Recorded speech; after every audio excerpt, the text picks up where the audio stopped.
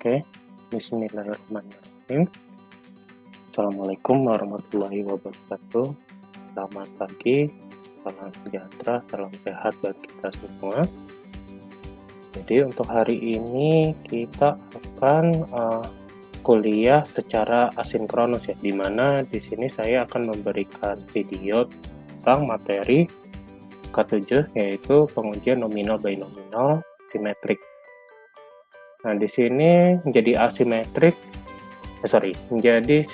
atau asimetrik itu nanti karena ininya ya, sifatnya dia terkait dengan arah hubungan nominal dan binominal di sini itu karena skala yang digunakan. Oh ya, untuk ingin memberitahu juga kenapa kuliah ini menjadi asinkronus itu dikarenakan saya ada kegiatan lain yang tidak dapat dihindari sehingga nanti untuk perkuliahan akan dibantu oleh asisten dalam hal diskusi atau mungkin tanya jawab dan seterusnya.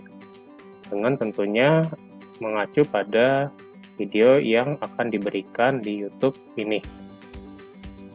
Nah, sehingga nanti tugasnya asisten mungkin kalau ada yang salah-salah dalam hal perhitungan macam-macam bisa dicatat dan nanti kita akan ubah ya materi slide-nya untuk menyesuaikan dengan hitungan yang pas, ataupun nanti saat dilakukannya perkuliahan secara asinkronus ini, mungkin sebelum next slide, asisten bisa melakukan pause play ya, terkait dengan videonya. Jadi mahasiswa bisa mengikuti dengan baik. Layaknya kita kuliah secara sinkronus seperti biasa. Jadi jangan lanjut dulu videonya, mungkin boleh satu slide berhenti, ditanyakan apakah ada yang ingin mungkin masih belum mengerti atau masih ingin ditanyakan, baru boleh next slide dan seterusnya. Di play lagi katanya. Di play pause. Nah, seperti itu. Nah, kemudian juga untuk rekan-rekan mahasiswa di sini harap untuk mempersiapkan beberapa hal, mulai dari catatannya, kemudian juga kalkulator saintifik, serta tabel distribusi. Terutama ini tabel distribusinya chi-square, x kuadrat. Jadi kita sepertinya ini lebih mendalami yang kemarin ya, perkuliahan minggu lalu, yaitu tentang cross tabulation atau tabel kali silang, sehingga di sini kita akan lebih banyak juga nanti bermain tentang ya tadi tabel chi-square serta ya ada perhitungan-perhitungan dimensi di tabel ya. Dan nanti kita selain melakukan uji hipotesis, kita juga nanti akan melakukan pengujian tentang kekuatan korelasi keterhubungan antar variabelnya. Nanti akan kita cek. Nah, mungkin kita bisa langsung saja.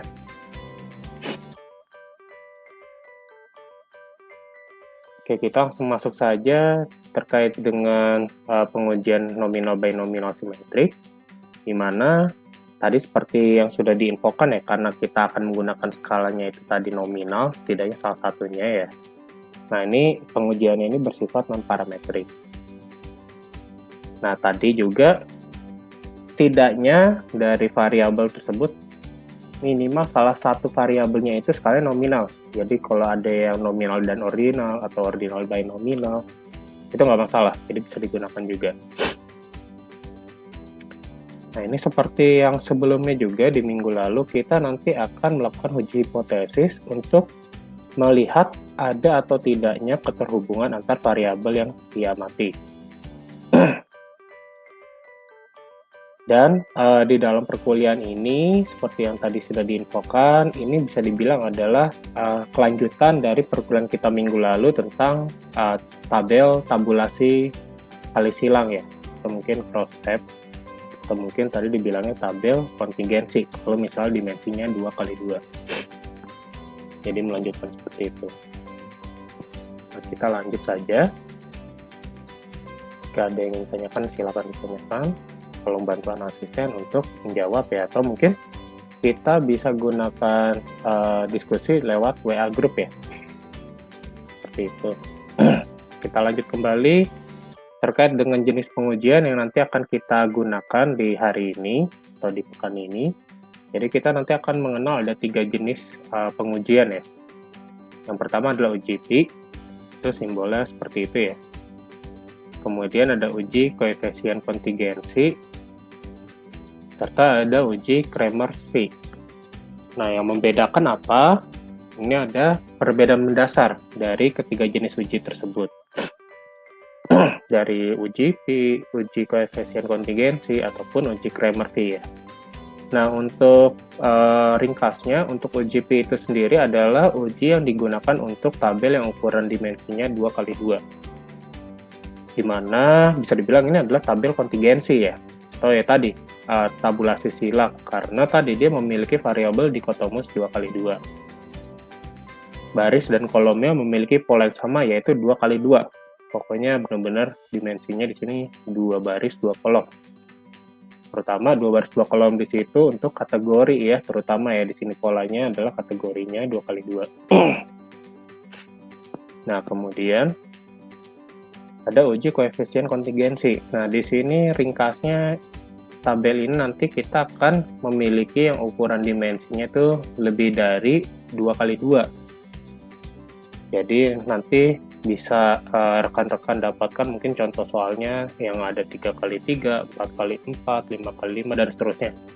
Pokoknya dimensinya dia simetris tuh antara jumlah baris dan jumlah kolomnya, atau jumlah kategori yang di baris dan jumlah kategori yang nanti menjadi kolom. Nah, yang terakhir itu ada uji Kramers-Pi. Ringkasnya dia ini adalah tabel yang memiliki ukuran dimensinya itu acak ya, dan tidak simetris. Jadi bisa jadi tabelnya tuh 3x4, 4x5, 5x6, dan seterusnya. Dimana total kategori antara baris dan kolom itu pokoknya tidak sama. Ini singkatnya terkait 3 uji yang nanti akan kita pelajari. Oke, mungkin bisa dibaca dahulu. Bila ada yang ingin tanyakan, persilakan. Jika tidak, kita langsung next. Nah, dari yang perbedaan tadi, ada juga yang ada persamaannya. Ada juga yang ada persamaannya. Terutama dalam hal mengecek tingkat keterhubungan antar variabelnya. Jadi di sini kita akan memiliki rentang, di mana nilai tiap rentang itu sebenarnya disesuaikan dengan buku yang digunakan, dengan sumber yang digunakan. Nah, kalau kita di statistik sosial lanjut ini, kita menggunakan bukunya George Argyros tahun 2005. Nah, sehingga kita akan lebih menggunakan ya rentang seperti ini, 0 sampai 0,2 sangat lemah, 0,2 sampai 0,4 lemah, 0,4 sampai 0,7 cukup, 0,7 sampai 0,9 kuat, 0,9 sampai 1 sangat kuat. Jadi ini yang akan kita gunakan terkait dengan rentang yang nanti digunakan untuk mengecek tingkat keterhubungan antar variabelnya. Nah, silakan dicatat dan kita bisa lanjut ya. Nanti ini kalau di dalam materi ini rentang ini akan digunakan untuk uji koefisien kontingensi serta Kramers-Pi. Itu yang nanti akan digunakan ya. Nanti notasinya C atau V. Kita lanjut. Nah, ini contoh kalau misalnya nanti rekan-rekan mendapatkan suatu tabel yang seperti ini ya bentuknya. Jadi kalau nanti di sini ada 2 variabel ya, bisa dilihat sebentar.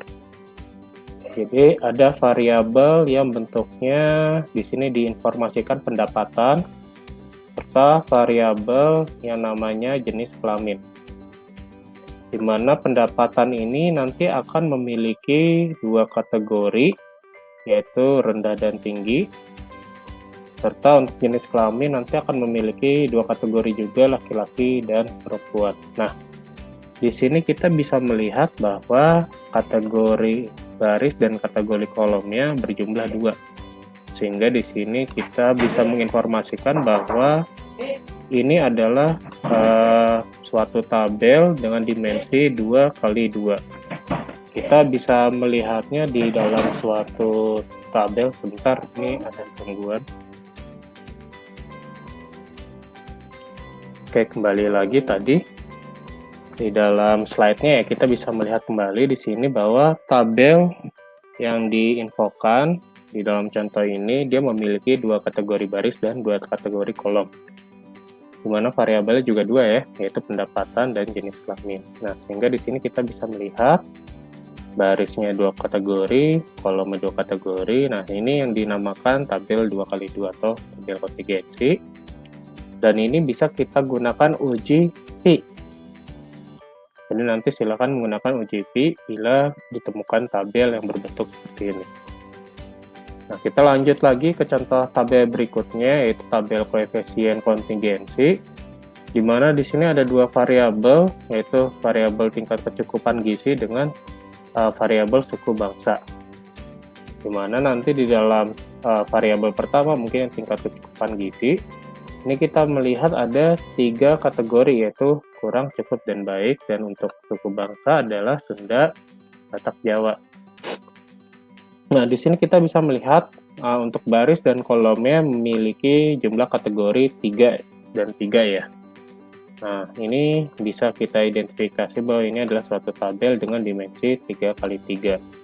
Sehingga nanti kita bisa menggunakan uji koefisien kontingensi untuk melihat keterhubungan antar variabelnya. Ini bisa diinfokan lagi ya, barisnya 3 kategori, kolomnya 3 kategori. Nah, kita lanjut lagi ke contoh tabel yang terakhir, yaitu tabel Kramer-Phi ya. Nah, di sini kita bisa melihat ada 2 variabel, partai politik dengan variabel jenis kelamin. Nah, kategorinya berbeda nih sekarang, di mana di dalam partai politik jumlah kategorinya ada 3. Sedangkan untuk di jenis kelamin, jumlah kategorinya ada 2. Nah, di sini kita bisa melihat bahwa barisnya memiliki 2 kategori dan kolomnya memiliki 3 kategori. Jadi mungkin di sini kita bisa tuliskan tabelnya adalah tabel dimensi 2x3 ataupun nanti tulisannya 3x2. Itu tidak terlalu masalah sebenarnya. Yang penting adalah penggunaan ujinya nanti kita perlu perhatikan.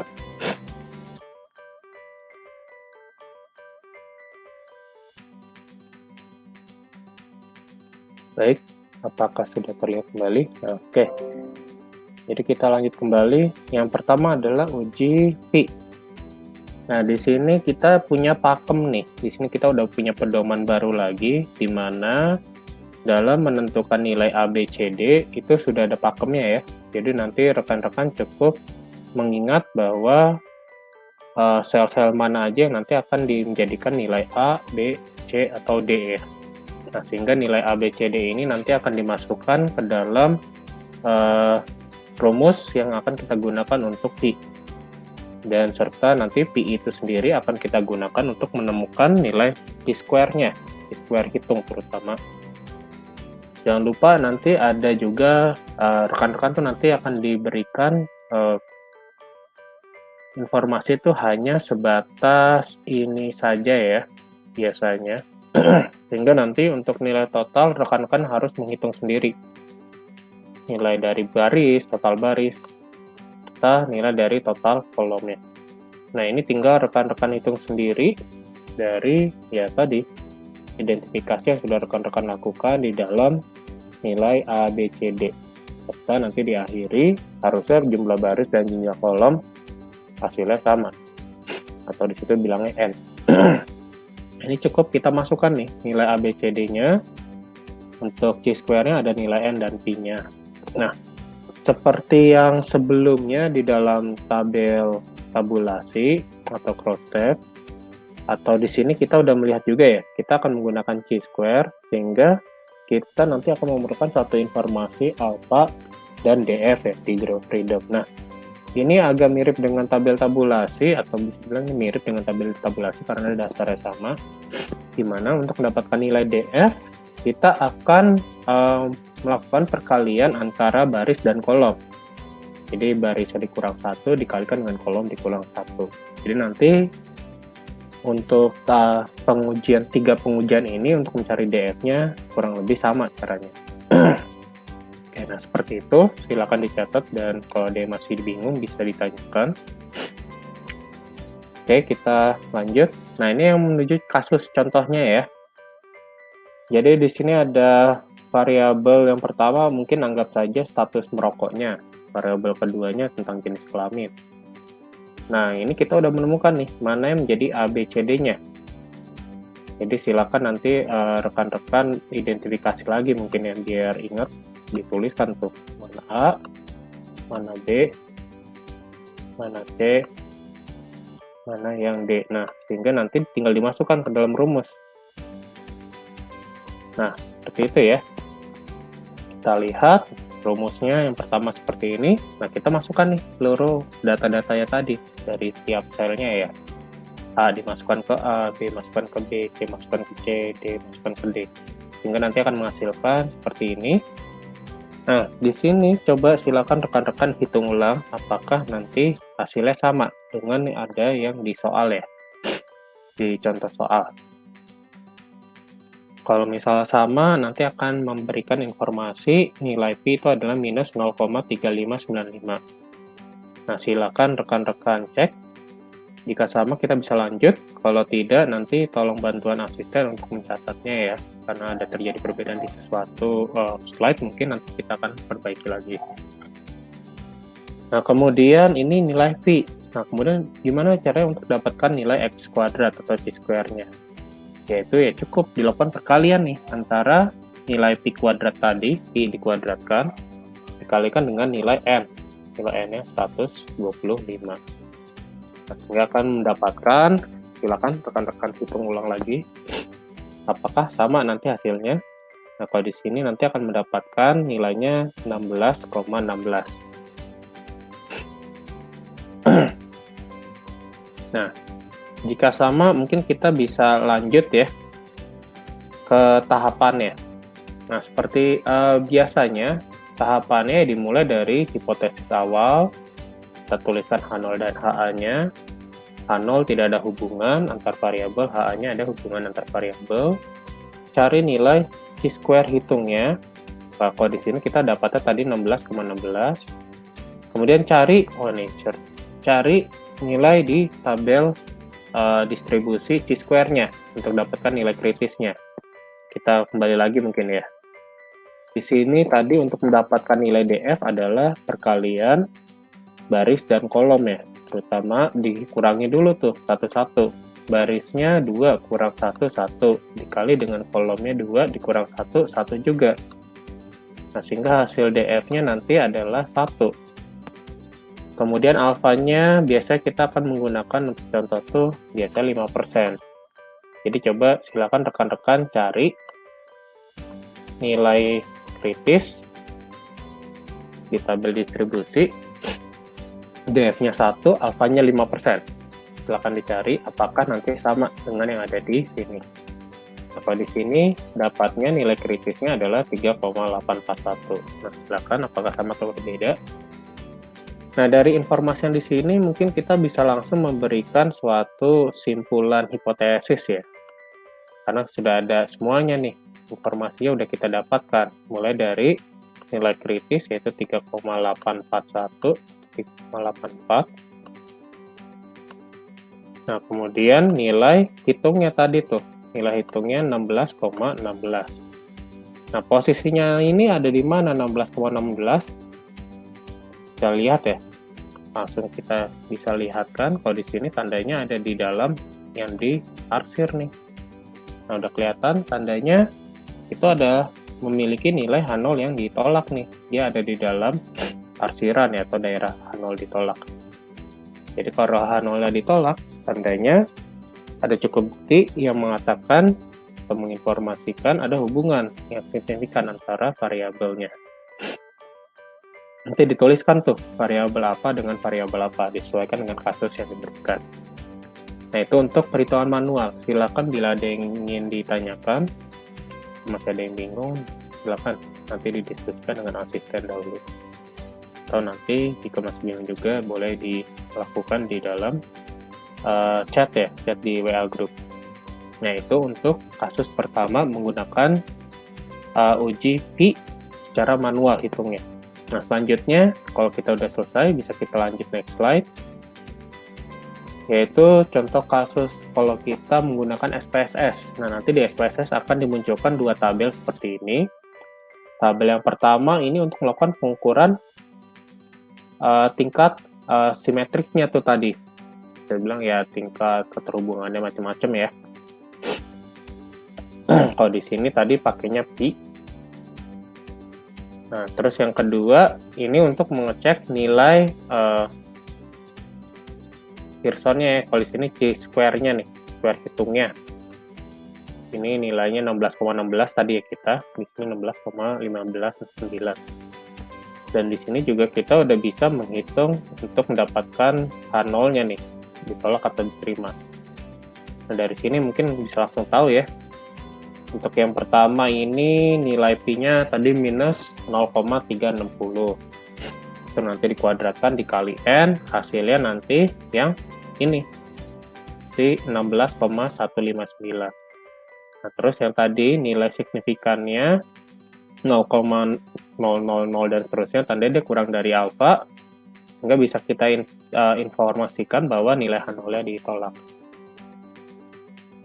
Nah, ini untuk SPSS. Silakan kalau ada yang tanyakan, dipersilakan. Jika tidak, kita bisa lanjut ke next slide. Oke, kita lanjut. Nah, yang kedua adalah untuk melakukan uji koefisien kontingensi. Nah, untuk uji koefisien kontingensi ini, pada prinsipnya kita akan menggunakan dua rumus utama. Jadi sebenarnya mirip yang sebelumnya. Kalau sebelumnya kita mencari uji Pi, nah kalau yang di sini kita nanti akan lebih bermain ke dalam perhitungan koefisien kontingensi. Oke, kita kembali lagi. Nah, ini uji kedua ya, yaitu pengujian koefisien kontingensi. Ini ada dua rumus. Kalau sebelumnya kita pakai pencarian nilai Pi dan nilai chi-square. Nah, kalau di sini kita mencari nilai chi-square-nya dengan nilai korelasi koefisien kontingensinya atau di situ C-nya. Nah, untuk chi-square-nya sendiri rumusnya seperti ini, yaitu penjumlahan antara nilai observasi dikurang ekspektasi dikuadratkan dibagi dengan nilai ekspektasi. Nah, untuk nilai ekspektasinya sendiri nanti silahkan dibaca ulang kali ya, terkait dengan pertemuan 6 yang lalu, minggu lalu. Atau mungkin bisa langsung saya informasikan bahwa untuk mendapatkan nilai ekspektasi itu adalah melakukan perkalian antara total baris dan total kolom dibagi dengan total data keseluruhan. Itu kita akan lihat di contoh soalnya. Nah, kalau untuk dapatkan nilai C, itu adalah akar dari chi-square dibagi chi-square ditambah nilai total datanya ya, M. Nilai DF-nya masih sama, yaitu perkalian antara baris dikali dengan kolom. Nah, nanti silakan dimainkan oleh rekan masing-masing ya, untuk penjelasan catatannya terkait rumus-rumus ini. Oke, kalau sudah selesai dicatat, kita bisa lanjut ke next slide. Ke contoh ya, langsung ke contoh. Jadi di sini kita bisa mendapatkan informasi bahwa ada dua variabel nih. Variabel pertama mungkin partai politik ya. Di sini dikategorikan ada 3 kategori, PDIP, PKB, PPP. Serta kategori kedua ada 3 kategori juga dari variabel, mungkin ini suku bangsa ya. Jadi Jawa, Sunda, Batak. Nah, di sini ada nilai observasinya nih, yang 10, 20, 30. Nah, nilai ekspektasinya ya nanti perlu rekan-rekan hitung. Yaitu tadi, misalnya di sini untuk ini sel 11 misalnya. Yang ini tadi 12. Selanjutnya ada 13 nih sampai seterusnya. Kalau ini kelihatannya sampai 33 ya. 3,3. Nah, ini kita tuliskan nih untuk nilai ekspektasi seperti yang perkuliahan minggu lalu ya. Nilai ekspektasi itu tadi perkalian antara jumlah baris dan jumlah kolom. Salah 1,1. Jumlah barisnya 60. Ini ya. Kemudian dikalikan dengan jumlah kolom. Kolomnya 40. nanti dibagi dengan 180. 10 dibagi 180.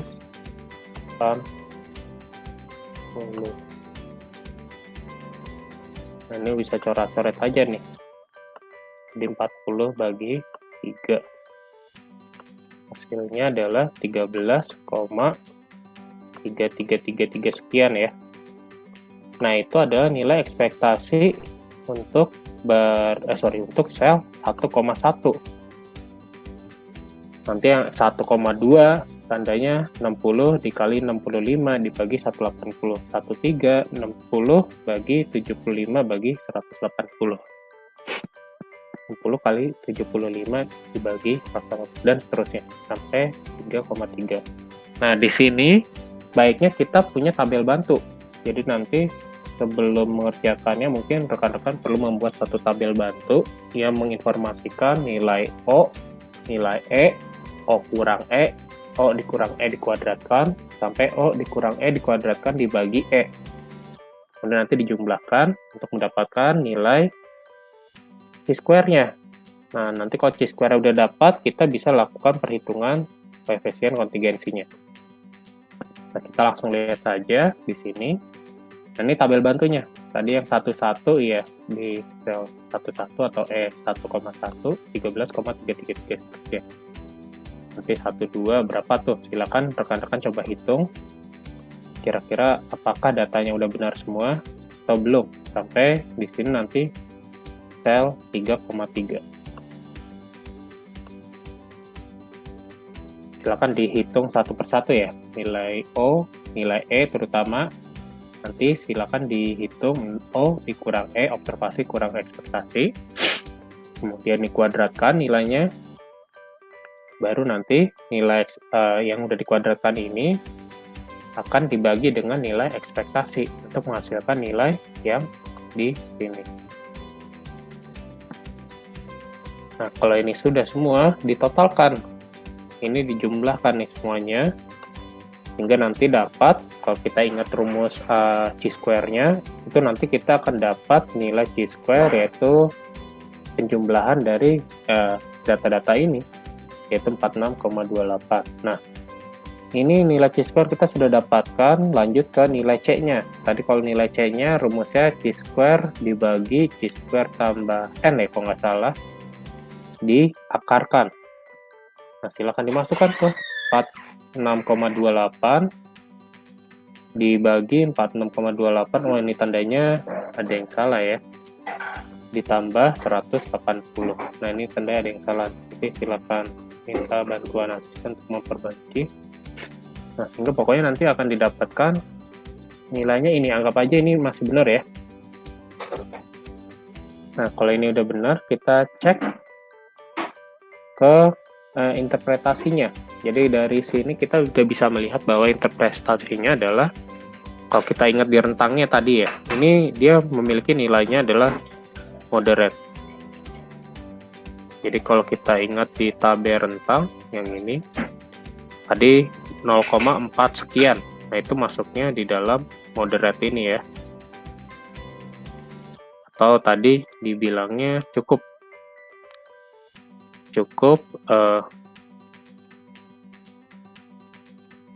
kuat ya nilai keterhubungannya. Oke, nah seperti itu. Nah, kita bisa lanjut tandanya di sini untuk melakukan perhitungan sesuai dengan step by step-nya ya.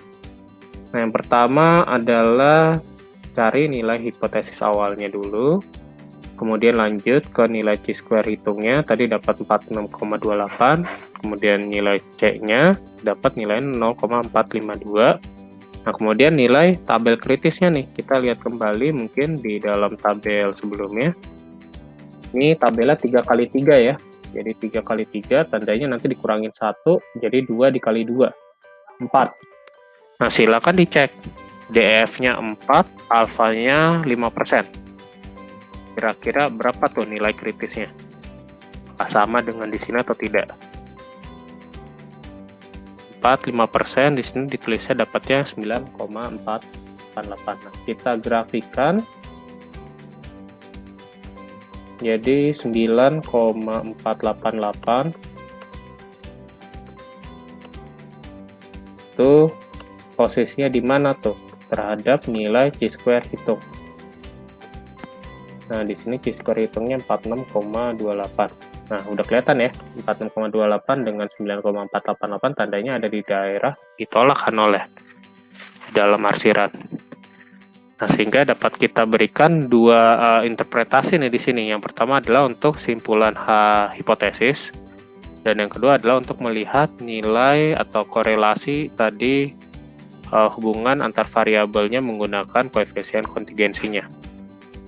Yang pertama H0 ditolak, yang kedua dengan memiliki memiliki kekuatan keterhubungan antar variabelnya cukup kuat ya, moderate. Nah, itu dituliskan tuh dua-duanya ya.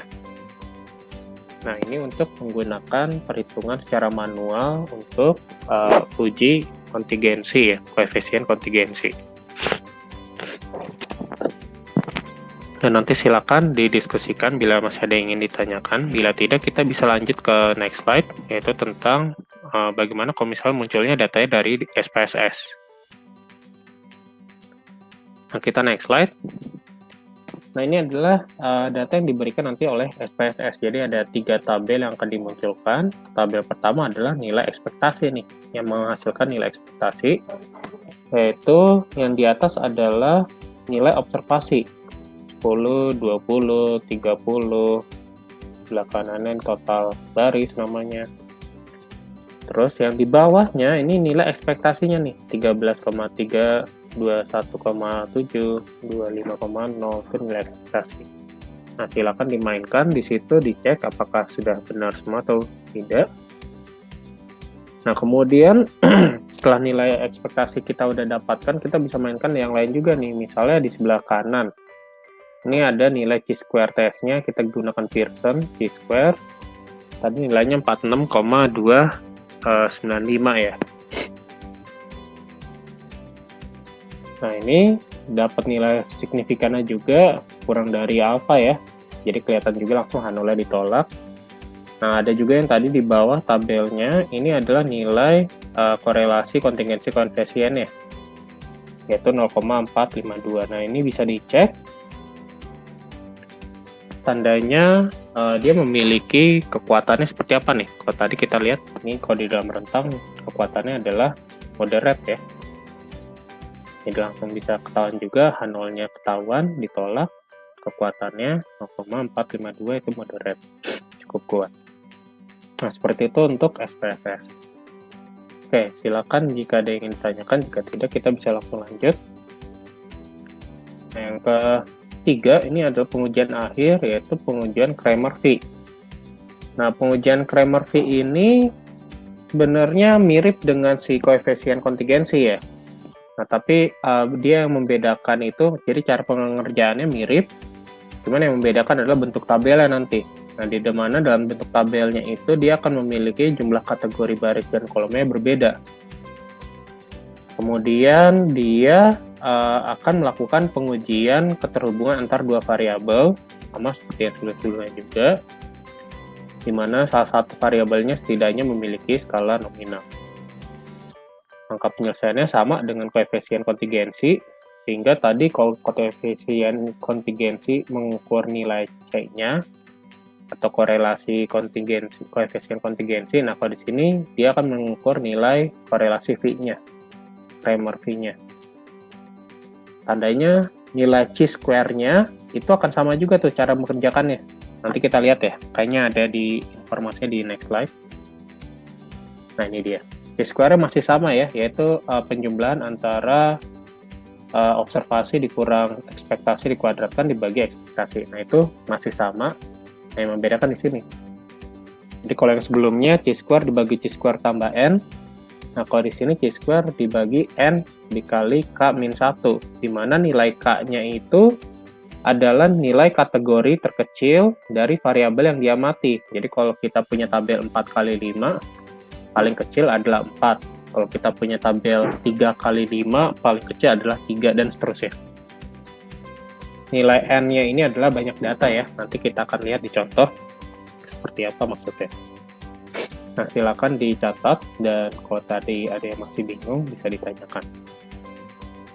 Oke, kita lanjut ke next slide untuk ke contoh kasusnya. Nah, di sini kita bisa melihat bahwa untuk kolom itu dia dimensinya 3, untuk baris di sini ada baris ada 3, kolom ada 2 ya. Jadi kategori baris ada 3, kategori kolom ada 2. Variabelnya untuk yang kolom ini jenis kelamin, variabel untuk yang baris ini mungkin tingkat pendidikan. Nah, ini seperti yang di koefisien kontingensi, kita perlu mengidentifikasi nih mana yang sel 11, mana yang 12, ini tanda terakhir nanti 3, 2 nih nilai terakhirnya. Nah, silakan ditulis nilai E-nya nih. Nanti gunakan tabel bantu tandanya. Nilai ekspektasi 1,1 berapa, sampai nanti nilai titik, sampai nanti nilai ekspektasi di 3,2. Nah, mungkin pakai tabel bantu biar lebih mudah mengerjakannya. Dengan ya tadi, nilai ekspektasi adalah perkalian total jumlah baris dengan total jumlah kolom dibagi dengan total data keseluruhannya. Nah, N-nya 800 tuh udah dapat ya.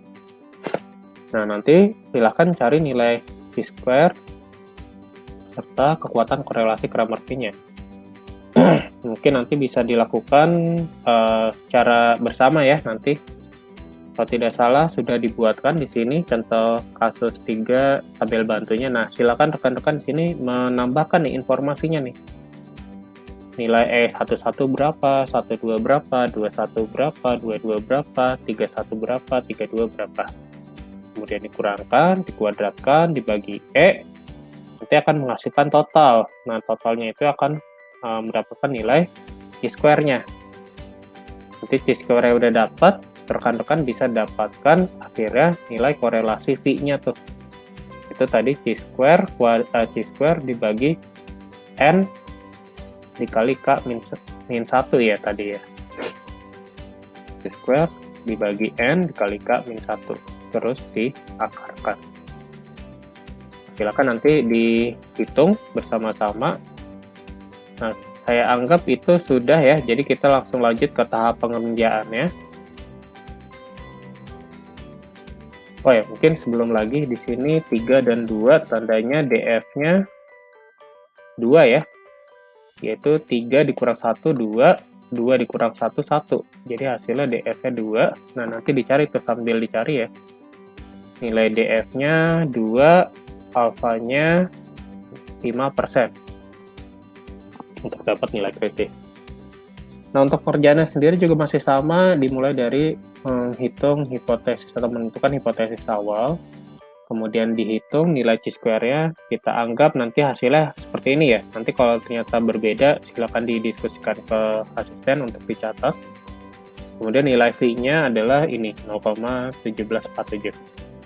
Nah, di mana nanti tadi dapat nilai kritisnya dengan DF2 alfa 5%, seharusnya dapatnya 5,99 di sini ya. Nanti silakan dicek. Nah, kalau kita bentuk grafiknya akan seperti ini bentuknya. 5,99. Nah, dicek tuh posisinya si Chi-square hitung ada di mana nih? Udah kelihatan ya, harusnya di dalam yang diarsir, hingga H0-nya ditolak. Nah, kalau yang ini, untuk nilai V-nya, dia di sini 0,1747. Kelihatan juga ya, tandanya di sini very low ya. Very low, atau sangat lemah. Nah, sehingga kita bisa memberikan simpulan, interpretasi simpulannya, H0 ditolak, jadi ada keterhubungannya. Nah, cuman keterhubungannya memiliki nilai kekuatan yang sangat lemah. Yaitu memungkinkan ya, seperti itu. Nah, ini kasus 3 ya. untuk melakukan uji Cramer-Fee. Nah, silakan jika ada yang ingin ditanyakan untuk perhitungan manualnya. Sebelum kita lanjut ke terakhir nanti untuk perhitungan SPSS-nya. Oke, kita lanjut ya. Saya asumsikan sudah bisa semua mengerti. Nah, untuk SPSS-nya nanti juga akan seperti uji koefisien kontingensi. Jadi dia akan bentuknya ada 3 tabel, di mana tabel pertama itu adalah nilai ekspektasinya dia akan buatkan. Yang atas itu nilai observasi, yang bawah ini nanti nilai ekspektasinya. Jadi ekspektasi 11, 12 sampai tadi 32.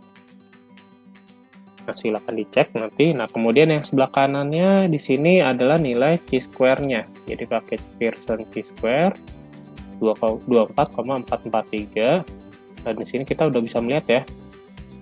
Signifikannya 0,000. Nah, tandanya H0-nya ditolak ya. Kemudian juga untuk tingkat kekuatan keterhubungannya, kita akan menggunakan Cramer-Fee sehingga mendapatkan hasilnya adalah 0,175. Nah, 0,175 tadi ya. Jadi tingkat keterhubungannya very low tuh atau sangat lemah. Nah, itu yang dapat kita baca dari data yang diberikan oleh SPSS. Nah, mungkin sampai sini bagian saya. Jika ada yang ingin ditanyakan, silakan dipersilakan nanti. Boleh didiskusikan lewat asistensi atau lewat WA group. Nah, oke. Nanti selanjutnya akan diteruskan oleh sesi diskusi dengan asisten ya, terutama terkait dengan soal-soal yang akan diberikan untuk PR ya, untuk minggu depan. Dan sebelum kita tutup, saya ingatkan kembali, jadi minggu depan itu kita sudah masuk UTS, sehingga nanti materi ini juga akan menjadi salah satu materi yang akan diujikan.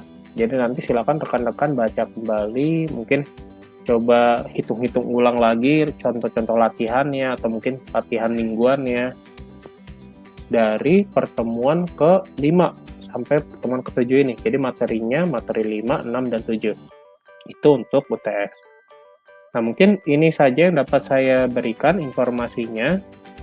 Lebih kurangnya saya mohon maaf.